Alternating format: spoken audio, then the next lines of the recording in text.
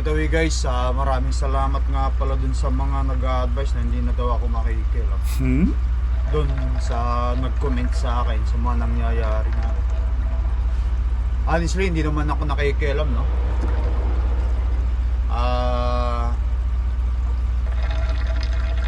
Naano lang ako dahil siyempre may nag-comment nga. Kasi yung mga viewer, subscriber natin gusto nila yung chill-chill lang, walang away. Yes! Para sa akin naman, sa sarili ko, wala naman akong kaaway sa trabaho ko. And I know that I'm doing a great job. At may nag-comment lang, natanong lang ako, nasabi ko lang kung anong update, ano bang nangyayari sa kapaligiran tao. Ano bang nangyayari. Pero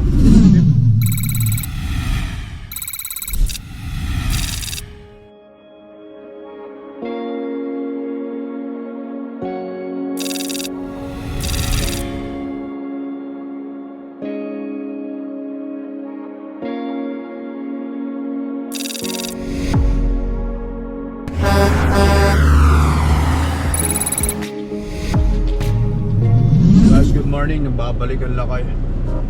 Dito pa rin tayo sa truck stop na to. Mula kagahapon, nung nag-deliver tayo kagahapon, dumiretso na ako dito. Wala yung binigay sa aking reload hanggang ngayon. Tapos nag-message pa yung aking dispatch na wala siya ngayon kasi meron siyang medical appointment yung dispatch ko. Kaya wala siya. Yung mismong handler sa akin, yung dispatch manager ko. Pero syempre kapag wala yung dispatch manager mo, meron din naman mag-take over sa'yo. Kaya mamaya i-message ko ulit sila. Yan. Pag may message ako sa ilag namin, ngayon mag-message na nga ako sa ilag namin para pag gising nila dun post message, new message, yan. Sabihin ko rito, good morning, any update where to going, ayan, send. Ayan, good morning, any update where to going, ayan.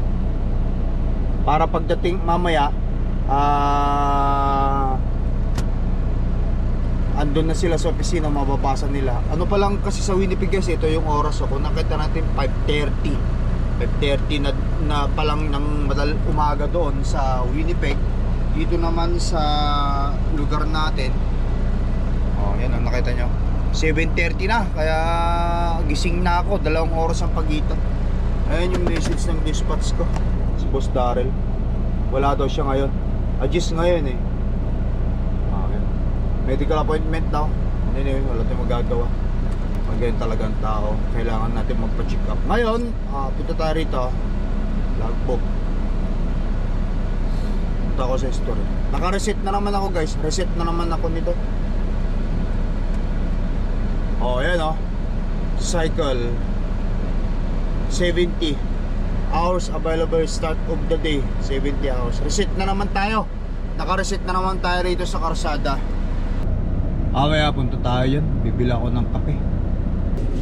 Timis. Wala tayong magagawa Wala naman silang maibigay na reload sa akin kagahapon. Pero ang kagandahan lang yun naman, di naman sa inaano, pero tingga tayo. Hindi yung total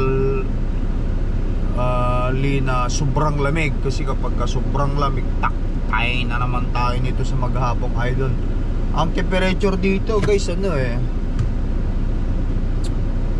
minus 3 lang. Ay magandang temperature dito sa Nova Scotia. Shout out sa mga taga Nova Scotia guys Anyway, nagsayang na ako ng kanin ko para mamaya kakain tayo. Yan, magantay lang ako ng oras nila dun guys. Pagka-reply ako riyan kung tinigsa ko saan ako pupunta, yun. Sana meron na ngayon. Alangan naman bukas. Hanggang bukas pa ako ulit dito since yung dispatch ko wala. Mahirap din kasi makahanap ng load dito guys sa lugar na to. Kaya pag ito yung ano mo, nako wala na. Mas matitingka ka na naman dito, parang Texas. Ang hirap makahanap ng backload pag nandito ka sa Nova Scotia. Tatakbo ko ng iniisip ko, inspected ko ng ano dito. Tatakbo ko mula dito hanggang Montreal, Quebec. Gaano kalayo yung Nova Scotia to Montreal, Quebec guys, na mga empty kung sakali man. I-google ko Okay, so in my location right now. Tapos okay, kung plano nila akong papunta yung Montreal, so in my location, which is Nova Scotia tayo ngayon, tapos punta tayo Montreal, Quebec. Search natin. Oops, sorry. Ayan. O ilang kilometer yan guys. Ayan nakita ko. Ito tayo kasi hindi tayo dadaan ng US. Ito kasi main sa may US yan. Ito. So bali 1,145 kilometer sa Montreal guys. Ayan. Kasi alam ko Montreal lang naman talaga yung load dun from Montreal to Winnipeg na yun. Kasi nga doon sa Montreal mayroon silang doon. Mayroon silang mayroon kaming yard doon, gawa nga ng yung binili nilang company, yung patayin mo natin yung Horizon. May yard sila sa sa Montreal, sa Horizon. Dito lang ang problema sa Nova Scotia, may harap makakuha ng pangarga rito. Expected apple ang pangarga dito sakali man, kaso nga naman malabo na naman dito. Adjust na. Niisip ko baka mamaya yung bigay nilang load sa akin hindi pa matatapos ang 15. Ako patay na. Lahat ng kinita ko napunta na lang sa crudo syempre. Hindi papasok sa cut off. Mahirap kasi guys yung ganun sa tracking akala nyo napakadali. Hindi naman. Lalo na pag owner operator ka. Mayroon din mga company na yung mga company driver nila kapag hindi natapos yung trip na ginawa nila, hindi may kikirid yung ginagawa nilang per miles, kung per miles yung mga company driver, hindi may kikirid doon sa cut off. Kasi let's say sabihin natin ang biyaheng binigay sa'yo is today is at 13 na, di ba? So 1 to 15 yan ang cut off, kung ganyan ang cut off ng isang company. Ngayon yung pili ka po ng at 13, ang delivery appointment nung sa Pizza 16 pa, yung drive mo ng from 13 to 14, 15, hindi yun papasok sa cut off kasi hindi natapos yung trip, yung biyahe o yung load mo na yun. Ganon yun dito sa Canada. Minsan may mga company na ganon. Mayroon din company na tapos o hindi tapos, kung cut off ipinapasok na nila. Yun, meron din yung ganon. Pero usually ang alam ko, kasi yun ang experience ko naman, kapag hindi tapos sa cut off, hindi tapos yung trip at lumagpas sa cut off, hindi papasok yun. Katulad sa owner operator, kapag hindi tapos sa cut off yun, let's say sa 13 ako nag-pick up, ito example lang, at 13 ang matatapos sa 16, o kaya nag-pick up ako ng 14, matatapos sa 16 na ng umaga, di tapos na yung cut off na yun.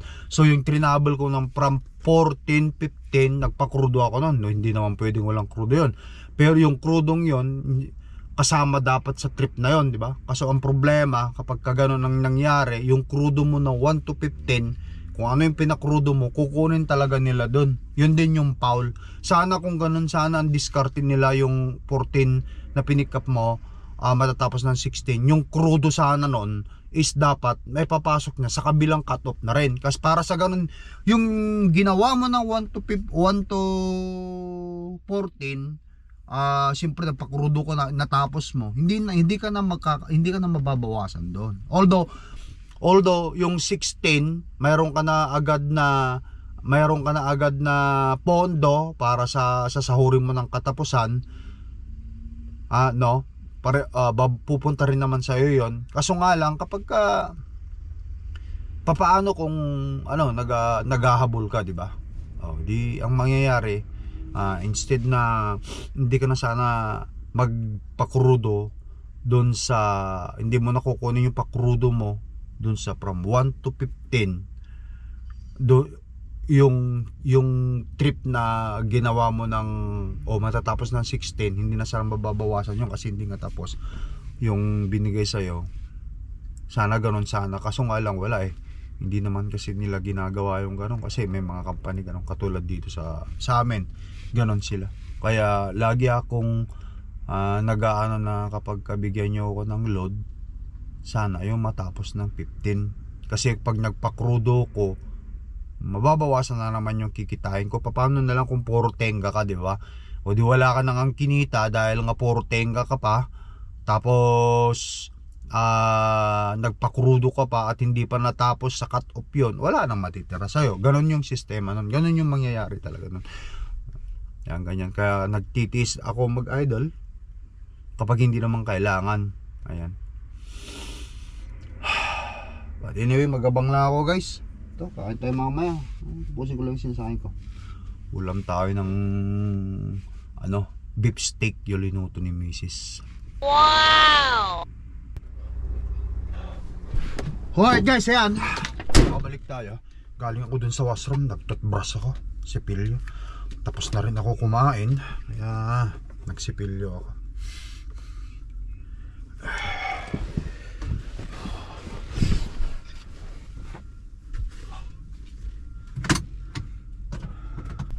Alright guys, ayan. Ngayon ang balak ko, pupunta ako sa groceryan. Namimili tayo ng pagkain natin.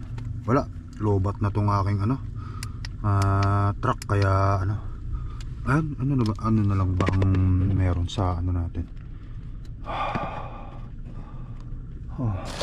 Naku po, isda na lang pala. Isang bag na isda, isang bag na beef steak yung tinabaho ni Mrs. Apple, kunting broccoli. Tapos meron pa akong ito, ulamin ko mamaya, chicken breast, tinuko na dyan ayan, meron pa ako ditong boiled potato tsaka itlog, tsaka ito, ayan, tsaka higit sa lahat guys, ito wala na akong tubig. Ito yung delikado sa atin pag naubusan ka ng tubig, inumin. Wala na akong tubig, kailangan ko talagang lumabas, pumunta. Kaysa magantay ako dito, wala mabilhan dito guys na walang grocery dito Hindi naman pwedeng lagi na lang akong bumibili ng kape dyan kada inom. Kaya ayoko namang kumuha ng tubig nilang tap water dyan para inumin ko, baka mamaya hindi masyadong maganda yung tap water nila. Kaya magsa-search ako, pupunta ako malapit na groceryan dito, doon na lang ako tatambay kung wala pa silang may bigay na load sa akin. Importante, nandun ako sa grocery na yun at makabila ako ng tubig. Importante ito lalo madalas tayong pinagpapawisan, gawa nga nang nagbubuhat tayo. Kailangan natin stay hydrated, sabi nga nila. Kahit malamig, kailangan din natin ng tubig. Importante yun, wala na akong tubig Okay, bago ang lahat, mag-start na ako mag-pre-tripin natin ng truck. Check lang natin yung makina, ikutan natin. Pina-start ko naman na itong truck ko hindi ko ma-check masyado yung label ng kanyang oil, pero ikutan natin bago tayo lumarga. Tara! Yes!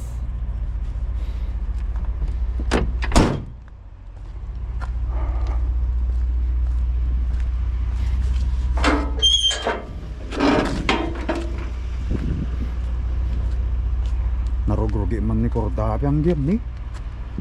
Maramidan tayo talaga, winter is lashy. Okay, so i-check tayo po makina tayo i-check ko lahat tayo i-check pa rin natin itong langis kahit na napaandar kasi nabuksan na rin naman natin. Sakto pa. Mamaya kapag tatanggalin ko titignan ko ulit. Tinignan ko rin naman ito nung nakarang araw. Okay pa naman siya. Repilan ko nga itong windshield washer natin, wala na eh. Tayo dito. Marami akong stock dito guys eh.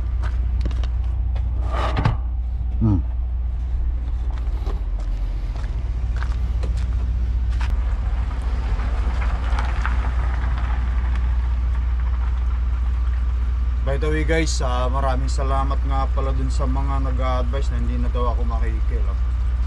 Dun sa nag-comment sa akin sa mga nangyayari nga. Honestly, hindi naman ako nakikialam, no?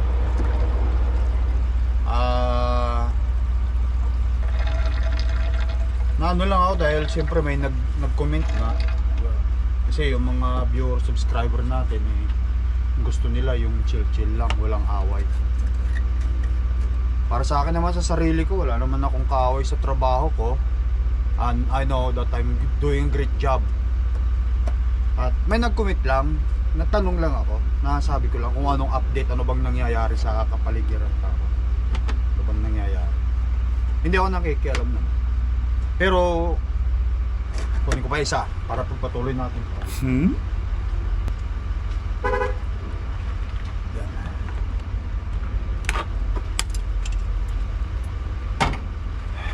Karating lang yung balita. Hindi tayo nakikialam. Hindi ko alam kung ano yung sinasabi na naman nilang sinaunang tao. Ano ba yung sinaunang tao guys na ano? Métis? Métis ang mga sinaunang tao dito sa Canada, mga Métis ah. Ang alam ko native Indian.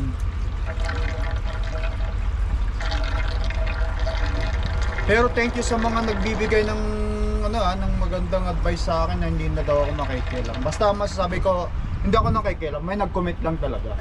And I know in myself that I'm doing a great job in my job at wala akong kaaway kahit isa sa aking mga katrabaho. Kaya yan, focus lang tayo rito. Salamat din sa mga nagsasabing focus na lang ako sa truck ko kasi malapit ko nang mabayaran yan. Updated din naman sila sa akin. Malapit na talaga guys kasi February na ngayon eh. So 7 months to pay na lang ito. Anyway, lagay ko lang doon.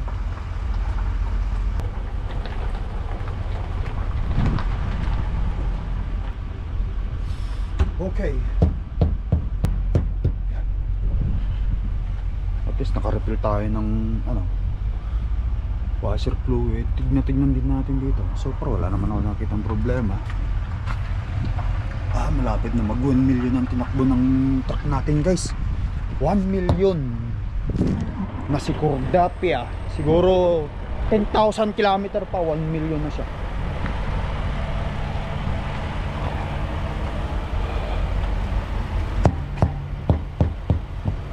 Okay, pre-check natin ito.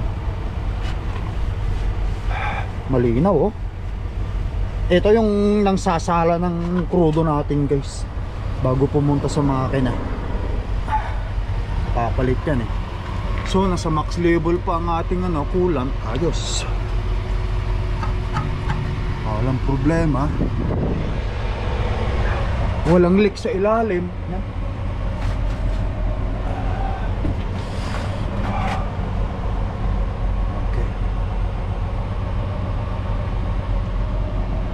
Alright, tuloy natin ang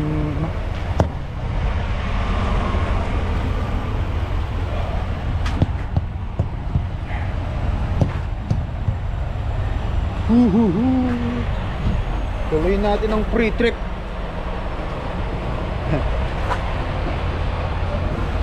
Hi! Taga Alberta. Yung kanyang yata Alberta.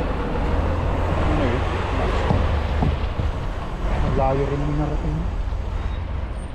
Okay guys. Yan.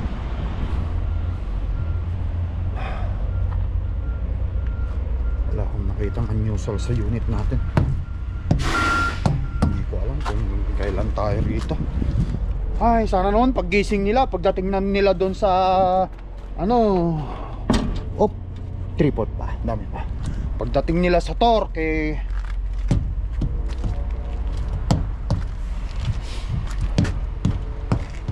bigyan na nila ako ng load. Pero Bigyan man nila ako, kung hindi nila ako bigyan, kailangan ko nang pumunta, bumili tayo ng tubig natin guys. Maghahanap ako ng mabibilhan ko ng tubig. Sarado na tayo.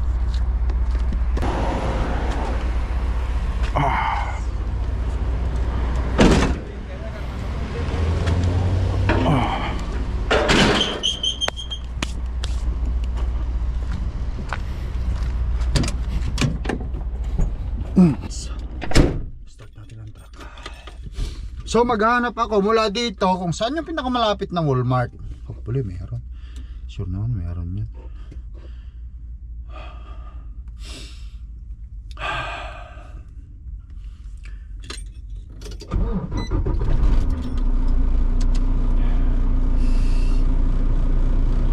Okay.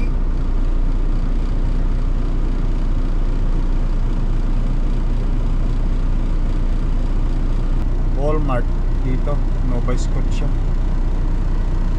Ilang kilometer? 15 kilometer lang guys. Doon na, punta tayo doon.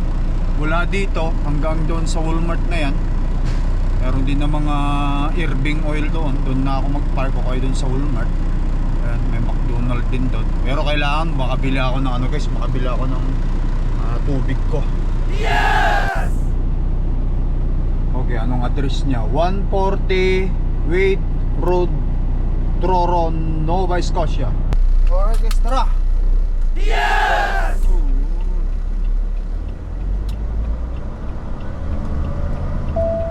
1/2 mile, turn left on Highway 104 East.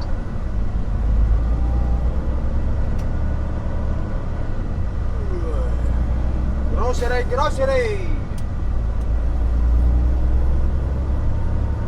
Ay, doon sa grocery na yan.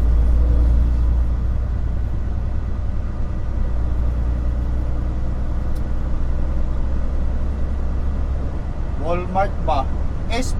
Sabi nga nila, Walmart Turn is left on Highway 104 my favorite truck stop. My favorite parking area, Walmart. Nandun yung grocery, may kubeta rin. Kaso nga lang, wala kang paliguan.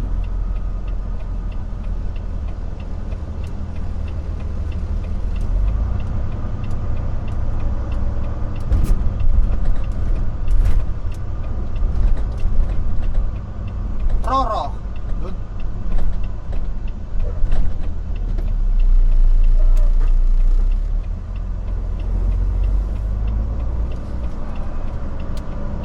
Dito kasi sa Nova Scotia guys, dito sa lugar na to, dito sa Nova Scotia na to, wala na dito yung Flying J at saka ESO. Ang meron dito is Irving truck stop. Irving. Bago lang yung Irving card namin, meron na rin akong Irving fuel card hindi ko pa ginagamit, hindi pa naman ako nagpapakrudo Hindi pa ako nagpapakrudo rito marami pa naman yung crudo natin. In 4 3/4 miles, take exit 15 on the right to Highway 102 South.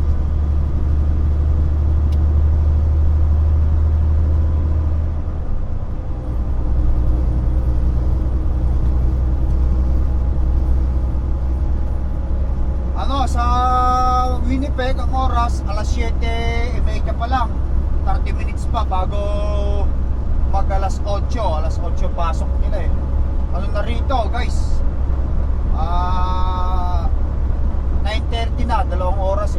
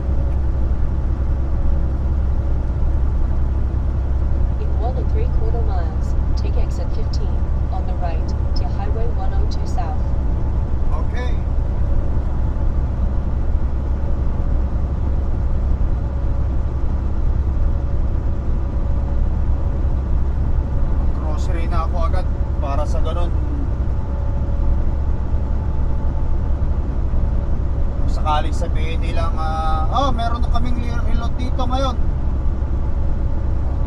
O sige. Larga na agad, naka-pre-trip na rin naman ako. Aantayin ko na lang sila.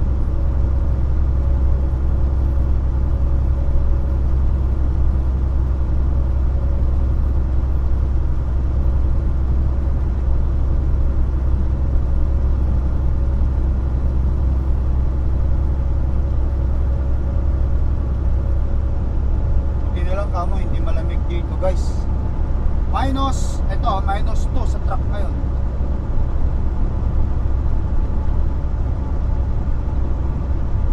Take exit 15 on the right to Highway 102 South.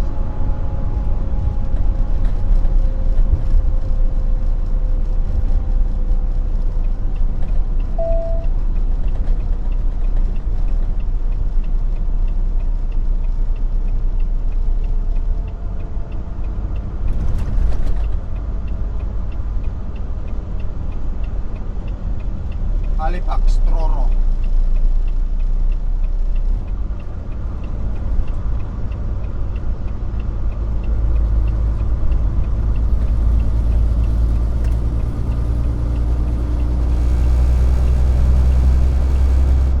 Malay mo, pagka papick upan ako papunta pala ako Halifax, di ayos.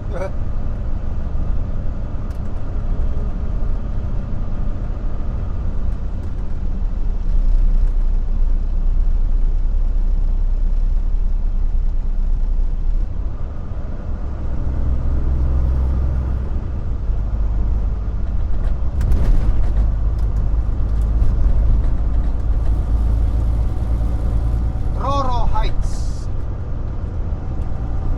In 2 miles, take exit 13 on the right to Truro Heights. Ano to guys, small town.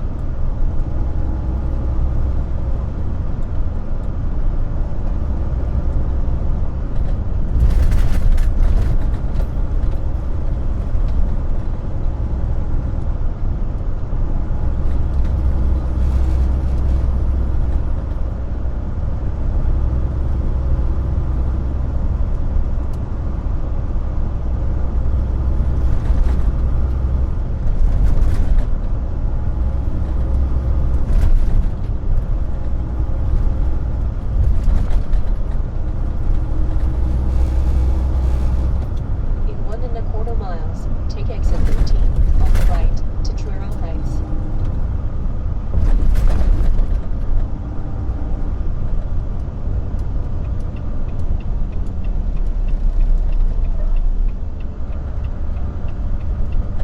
Oh, hindi rito. Sa kabila, sa kabila, kabila. Mali. Sa kabila.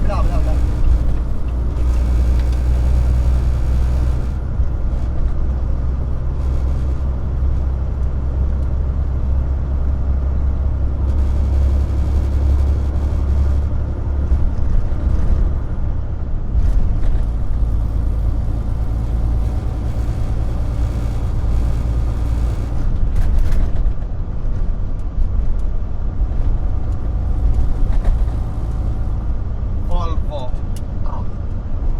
Meron din palang Volvo truck dito. Cummins engine, Mack. Ano? Take exit 13 on the right to Truro Heights. It's a Volvo truck.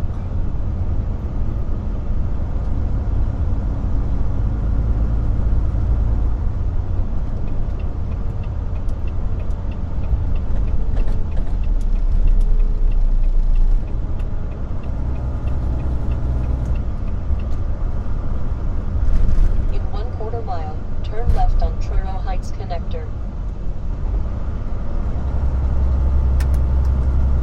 Ayan guys, dito na agad tayo. Lapit na tayo.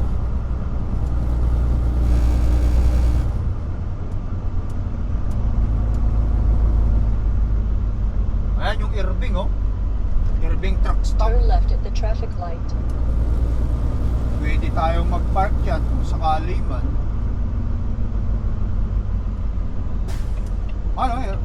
Mga truck stop. Nandito ang mga truck stop. Pwedeng mag-park. Apong Bulacay. Irving. Ito yung nakita natin sa ano, Google. Sa Google Map.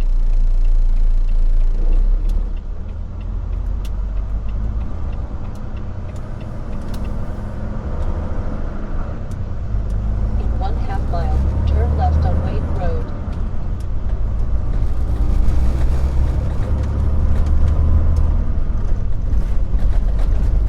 Yun, kita ko na yung Walmart, mga lote. Lote In Biko. 1/4 mile, turn left on Wade Road. Pila ako ng 2 chicken. Veggies. Tubig. Ayun. Ayun lang kasimple, mga lote. Ayan, Walmart. Turn nasa left baba. at the traffic light.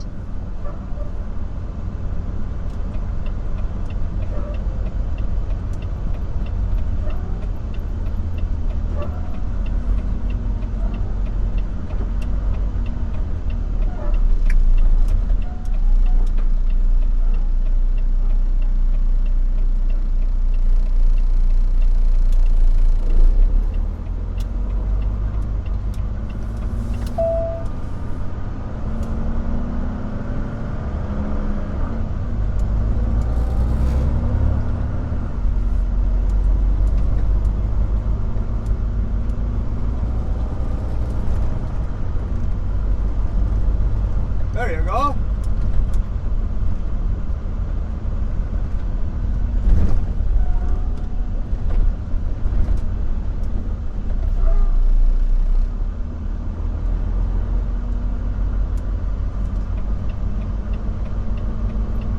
Arriving at 140 Wade Road on the left. Okay.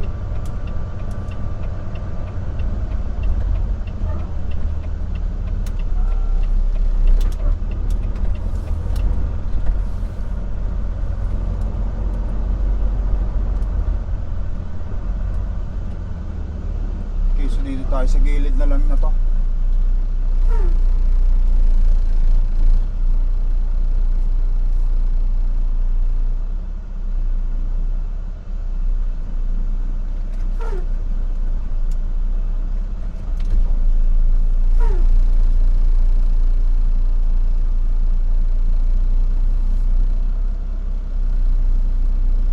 Daan lang kasi baka mamaya tumama ako. Okay. Baka mamaya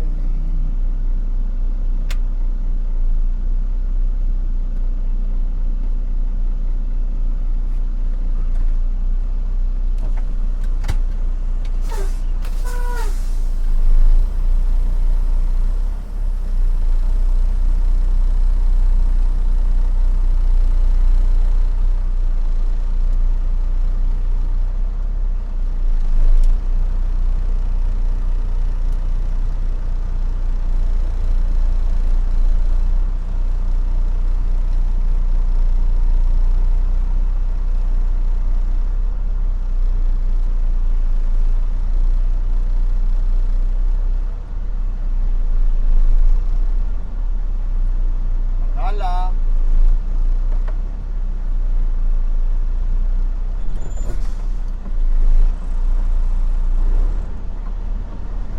Dito tayo guys. Pag lang ko rito sa bibila ako ng pagkain ko para makalis din tayo.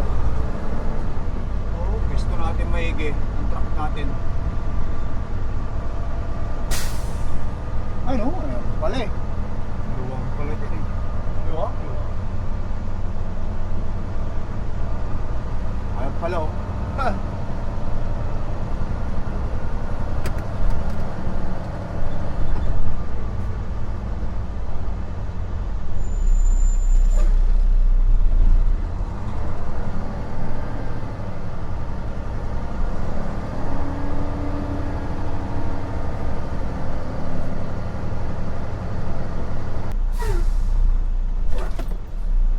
Alright guys. Tara, bili muna tayo ng oops. Limutan ko pa yung lagayan ng tubig ko kasi yun ang importante kaya nga ako pumunta rito. Ayun, tubigan ko eh. Oh, ito yung number 1, tubigan.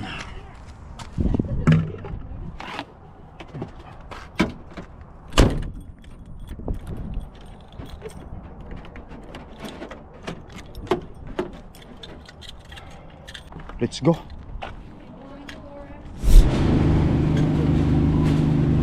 Okay. What do we have here? Wala daw silang lutong chicken guys, kaya kailangan kong bumili ng raw para lutuin ko. Raw. Wala silang lutong chicken, hindi ito. Natin magagawa. Importante yung tubig.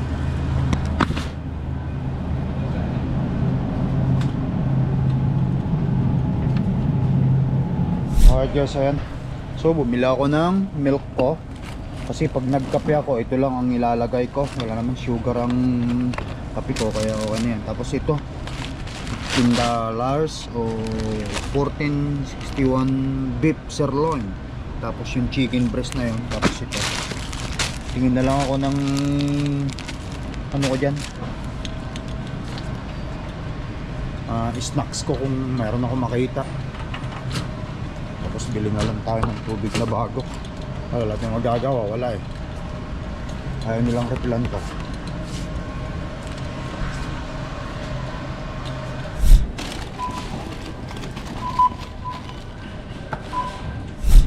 Alright guys, ayan. Ito, ipakulo ko na agad-agad ito. Tsaka na muna ito. Ilagay ko lang muna dyan sa gilid na yan.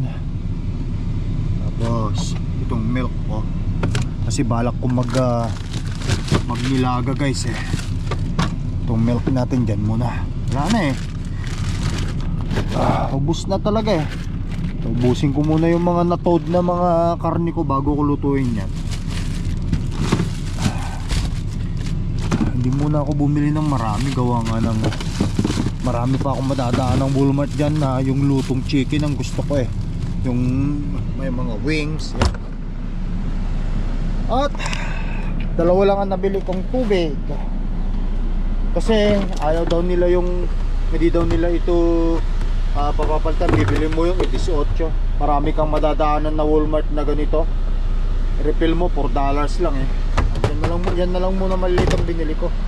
Tapos may tinapay tayo, yan. Tapos ito, vegetables, Great Value mixed veggies. Ganyan lang. Siksik mo lang dyan para magkasya siya yan. Yan. Tapos tinext ko na rin yung dispatch ko. Kararating daw niya. Inaantay pa si Diyos, si Boss Diyos. Dito muna ako guys. Magabang-abang muna tayo hanggat may reload na bigay sa atin. Ayan. So putulin ko na vlog ko. Until next time, mag-ingat kayo. Update na lang kung saan tayo pupunta. Malalaman na lang. Thank you for watching guys. Ingat lagi. Salamat sa mga advice, lalo na sa mga bagay na nangyayari sa kapaligiran natin, sa mga kapwa nating mga vlogger. Yan. Yan. Ingat na lang kayo. Thank you for watching. Love you all. Peace out. Bye bye.